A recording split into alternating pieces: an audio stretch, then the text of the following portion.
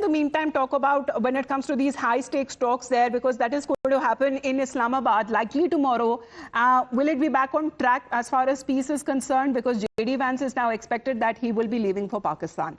And these talks also come at a critical juncture with these fragile, ceasefire that is expected to expire soon. That leaves a very little room for diplomatic maneuver.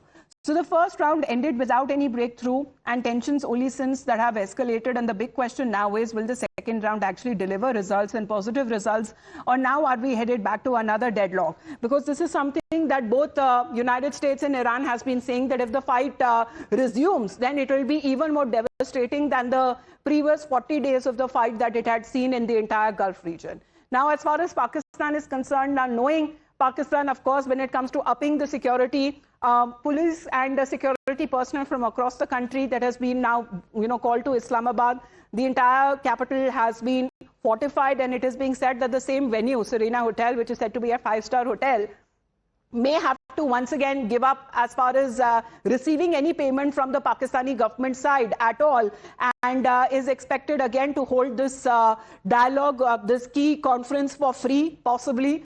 And when it comes to the constant maneuvering that, when it comes to Pakistan's side, because the Pakistani civilian and the military leadership has been holding several rounds of back-channel talks, because Pakistan and its desperation is something which is very obvious. It wants to put up a face that say that, all right, we are the savior of the world and we are the one who actually bring peace to the world. I mean, this is the contradiction and the irony in itself, a terror state like Pakistan.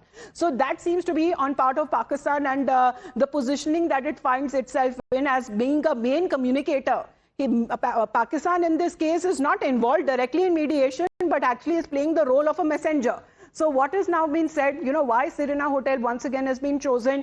Maybe it is ready, to give up the rooms and its services for free again. But a 5-star hotel facility with over 400 plus rooms, multi-layered security system also said to be in place, hosted the round one table of the truce talks, and located in Islamabad's red zone. And imagine, when the first round of talks also happened, a lot of secrecy was shrouding, when it comes to the real-time information, and that was something that was not being shared with the reporters there on ground. So in the meantime, let's also get you this another round of breaking